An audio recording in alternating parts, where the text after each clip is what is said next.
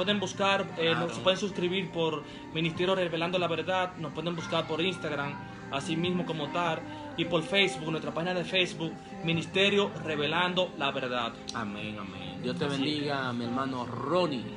Ronnie, bendiciones, Dios te bendiga, Yokaira, Yokaira. mi amor, bendiciones, Dios te bendiga, mi amor. Aleluya, alabado sea el nombre del Señor. Gloria a Dios. Así es. La semana pasada, dando un Pequeño resumen. exacto, una retroalimentación, hablamos sobre lo que es el infierno en el Antiguo Testamento. Hablamos que en el Antiguo Testamento no se conocía el infierno como tal ahora en el Nuevo, sino que le daban otra connotación diferente a lo que era el infierno, el cual lo llamaban con el término Seol en el hebreo, que era designado como lugar o morada de los muertos. Exacto, porque, Exacto, sí. porque en verdad en el Antiguo Testamento no existía lo que era la palabra infierno. Infierno, Es decir, exactamente. la terminología español o castellana, infierno, no se encuentra en el Antiguo Testamento, se encuentra la palabra Seor. Reiteramos de nuevo, la palabra infierno proviene cuando San Jerónimo traduce de los textos originales al latín. Y cuando él lo hace, él implementa la palabra infernum. Exacto. Y cuando Casiodoro, en el año 1909, implementa de los textos originales o del latín al español o al castellano, de infernum viene la palabra infierno. Exactamente. O sea que en el Antiguo Testamento, independientemente de que usted no encuentre la terminología infierno, sí existía el infierno como Exacto, tal. O sea, existía. la palabra o el elemento infierno no existía, pero sí el lugar. Exactamente.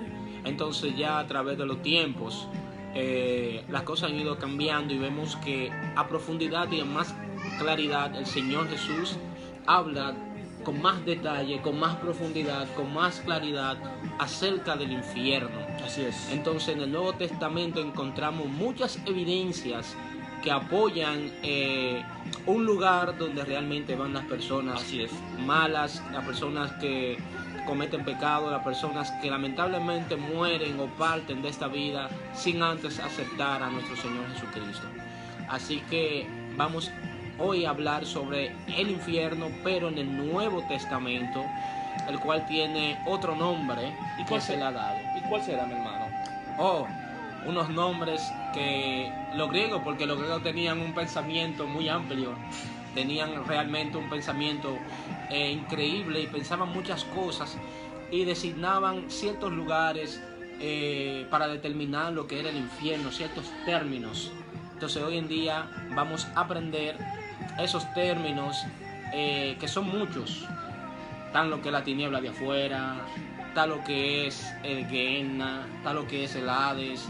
O sea, son muchas Muchas terminologías que el griego utiliza para referirse a ese lugar. Así que ya estamos casi empezando, mis amados hermanos, en este tema muy importante realmente. Ha sido de gran bendición porque son cosas que no se ven a diario. Amén. Así es. Bueno, hoy vamos a hablar de lo que es el infierno en el Nuevo Testamento. Hay una palabra para designar lo que es el infierno en el Nuevo Testamento. Esta palabra es llamada Hades. No sé si lo han escuchado antes, pero en la Biblia está repleta de este término que se utiliza para referirse a lo que es el infierno. Pero antes de referirse a lo que es el infierno, primero vamos a la etimología.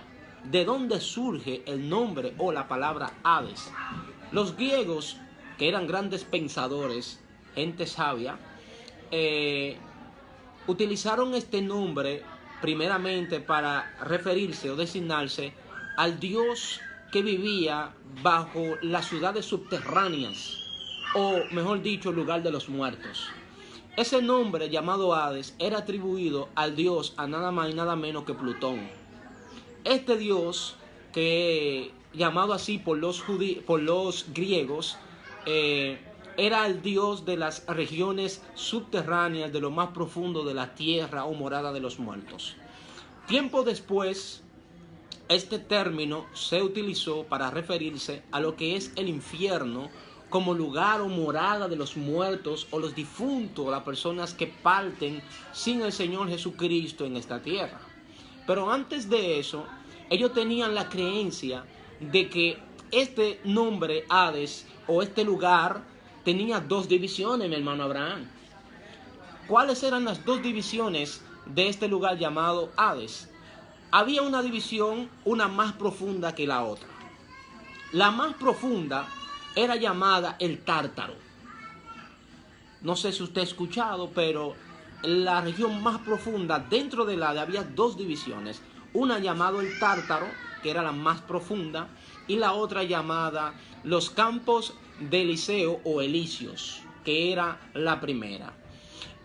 Vamos a pasar a lo que es el Tártaro. ¿Qué era el Tártaro? El Tártaro era el lugar donde eran torturados, oye bien, torturados las almas que partieron sin Jesucristo de esta tierra.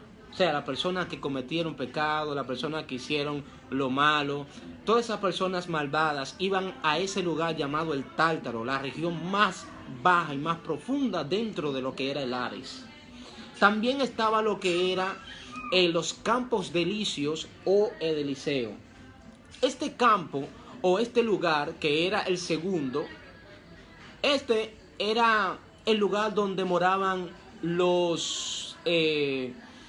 gente buena, la gente que vivió una vida agradable delante de la presencia del Señor, una persona que se adaptó a los principios de Dios, una persona que vivió su vida de acuerdo a la voluntad del Señor, que se arrepintió en este mundo y aceptó a Jesucristo como su Señor y Salvador. Iba a aquel lugar llamado los campos de Eliseo o Elíseos, un lugar de bendición y de reposo para aquellas personas que morían en Cristo Jesús. Entonces, mis amados hermanos, vemos que en la Biblia estaba repleto, lleno de lo que se llama el Hades. Esa era la etimología que ellos creían. Ahora bien, mi hermano Abraham, Jesús agarra ese término y lo aplica a lo que es el infierno. Cómo era ese lugar, cómo era esa región, y da muchas características por las cuales hoy día podemos entender, gracias al Espíritu Santo, cómo es aquel lugar y sus características. Así es, así es. Manolo, Dios te bendiga, ministro, que la paz de Cristo sea con cada uno de tu familia. Amén. En el nombre de Jesús. Así es, mi hermano, colaborando con respecto a lo que tú acabas de hablar, tienes toda la razón, mi hermano, porque en verdad la palabra Hades es una terminología muy profunda. Exacto. Que para poderla entender tenemos que ir a su terminología, a su significado cultural. Exacto, para poder entenderlo bien, mejor. Exacto. Mira, escúcheme por favor con mucha atención. Si nosotros analizamos todo el contexto del Nuevo Testamento, se dará cuenta que existe lo que es la palabra Hades. Exacto. Es decir, tanto en los libros sinóticos como los libros de los cuatro evangelios, como Mateo, Marcos, Lucas y Juan, como las cartas paulinas o petrinas y etcétera, usted va a encontrar la palabra Hades. Así es. Porque la palabra Hades es una palabra griego. Es decir, la palabra Seor estaba implementada en el Antiguo Testamento porque es una palabra hebrea. Pero si tú analizas en el Nuevo Testamento no se encuentra la palabra Seol, se encuentra la palabra Hades. Porque el Nuevo Testamento en todo su contexto en general fue escrito y redactado en el griego. Entonces, ¿qué sucede?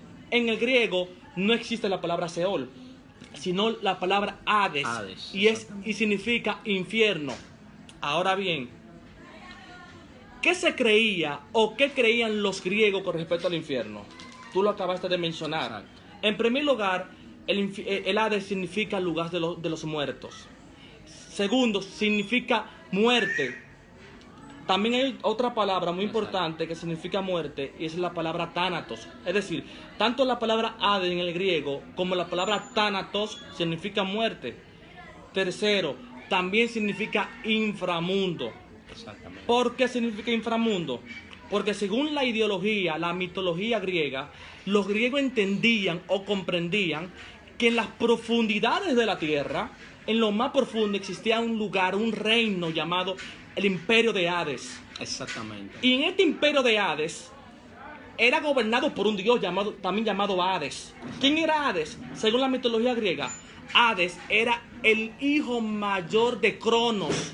Cronos era el dios del sol, el dios de los cielos. Y Cronos tuvo 3 hijos llamados Zeus, llamado Poseidón y llamado Hades como primogénito. Exacto. ¿Qué sucede? Hades, por su hermano menor, que era considerado como Zeus, le dieron la potestad de estar y ser gobernador del inframundo o de los infiernos.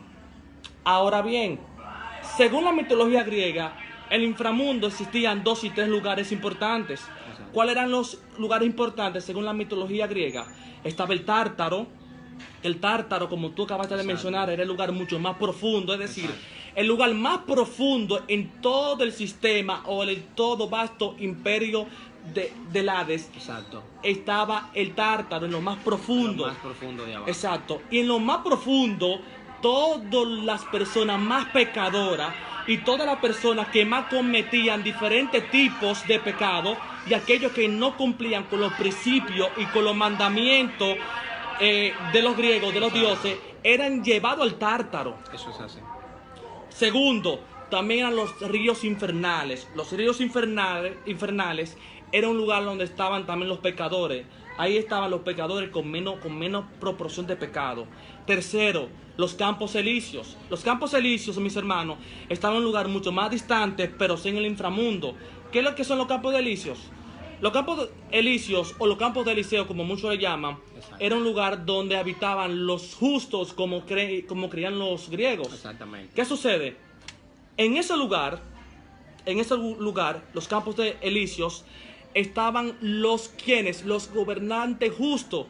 Aparte de los gobernantes justos, estaban aquellos héroes como Hércules y etcétera. Y aparte de ello, estaban las deidades que allí eran el lugar donde ellos posaban su vida. Es decir, era como un paraíso. Y esa era la creencia, la cultura que tenían los griegos. Ahora bien, cuando en el Nuevo Testamento se implementa la palabra Hades, el propósito del autor no era implementar esa cultura griega a la iglesia. Exacto. Sino usar solamente el término Hades. La etimología. Exacto, solamente el término Hades para llevarlo a ¿qué? A dar un significado con respecto al infierno. Es decir, exacto, no llevando la cultura del inframundo, la cultura de Hades a la iglesia. No, imposible.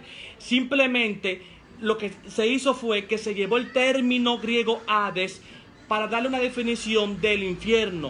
Y Jesús, tanto los apóstoles, implementaron la palabra Hades, identificándolo como infierno. Incluso lo podemos ver también en Mateo, capítulo 16 y verso 18. Exacto. Eso es Busquémoslo, así. por favor. Mateo 16, Verso 18. 18. Dice: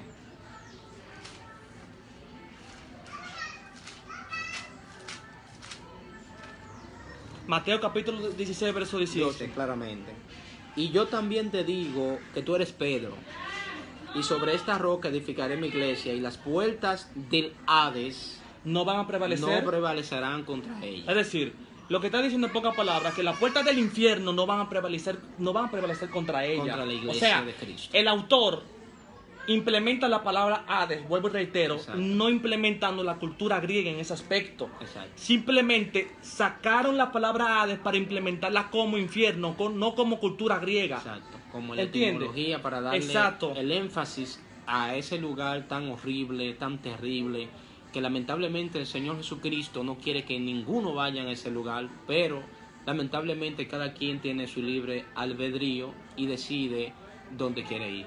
Así mismo es, Sí, así sí. mismo es. Existe otro lugar, mis hermanos, Sí. otro lugar importante y otra terminología que se utiliza en el Nuevo Testamento, y es la palabra Gehenna. Gehenna. En este punto importante, hay personas como principalmente como los adventistas, y bendecimos a nuestros hermanos adventistas, respetando su Sus ideología, creencias. sus creencias, su Exacto. postura. Pero aquí hay un punto controversial. ¿Qué es el Gehenna? ¿O qué era el Gehenna? Una palabra utilizada por nuestro Señor Jesucristo y por Santiago, su Exacto, hermano. es decir, Claro. el mismo Jesucristo, el primer hombre que comenzó a implementar la palabra Gehenna, fue Jesucristo. Claro. ¿Entiendes? Entonces, ¿qué sucede? Jesucristo utiliza esta palabra para dar una idea clara con respecto al infierno. Al infierno. Ahora, ¿qué significa la palabra Gehenna? Miren, la palabra Gehenna verdaderamente viene de los tiempos de Jesucristo. Y el Gehenna, en verdad, está ubicado al sur ¿de dónde? De Jerusalén, a las afueras de la muralla, es decir, a las afueras de la nación. En ese lugar, en Gehenna, era como un basurero, un vertedero de basura. Y en ese lugar, el fuego nunca cesaba. Exacto. Porque mientras basura estaban, más basura implementaban, llevaban, depositaban. O sea que el fuego estaba día y Y noche. encendido. Echaban Exacto. basura, animales muertos. Había un mal olor y el fuego nunca se apagaba en aquel lugar. Exacto. Gusanos también había porque al ser basura y estaban descompuestas, eso provocaba lo que era gusanos. Entonces esos gusanos se mezclaban con la basura y también estaba lo que era el fuego que los consumía. Exacto, exacto, porque verdaderamente en el Gehenna, en ese basurero, se llevaban todos los animales muertos, se llevaban todo tipo de basura, el fuego nunca cesaba, era un mal olor insoportable, un humo que no se menguaba. Escuche esto, mis hermanos, no se menguaba nunca. ¿Qué sucede? En ese lugar, en el Antiguo Testamento, existía, no como la palabra Gehenna, existía como Valle de Himnon. En el Valle de Himnon, en el Antiguo Testamento, no era un basurero. Era un lugar donde se implementaban o se realizaban diferentes altares a los dioses. Al dios Baal, a diferentes dioses. Y uno de los actos de idolatría que se utilizaba en esos lugares en el Antiguo Testamento eran que cada familia de Israel buscaba a su primogénito. Y este primogénito era que sacrificado en el fuego. Es decir, el sacrificio del fuego determinaba la posición o el bienestar económico tanto de la familia como del pueblo. Claro. Y en ese lugar, en el Gehenna, en el Antiguo Testamento, que era llamado Valle de Himnon, en ese lugar también allí se realizaba diferentes tipos de idolatría.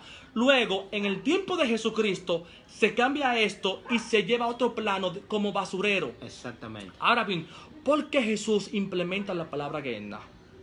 ¿Por qué Jesús implementa esta palabra Gehenna? Muchos adventistas dicen que Jesús implementa la palabra Gehenna dando una simbología. Es decir, dando una simbología a otra simbología. Y o sea, Abraham, permiso. Ellos están diciendo que Jesús utiliza la palabra Gehenna para decir que el infierno es simbólico. Exacto, exacto. O sea, que no es literal. Exacto, ellos están alegorizando. Porque en la hermenéutica, para tú darle una interpretación a la luz del Espíritu Santo, tú tienes que irte de lo simbólico a lo natural, exacto, a lo literal. A lo literal. Entonces, cuando tú de lo simbólico te vas a otro simbólico, está alegorizando. Entonces, está matando, está destruyendo el propósito original del autor. Exactamente. O sea que muchos adventistas han eliminado y han destruido el propósito de Jesucristo. ¿Por qué?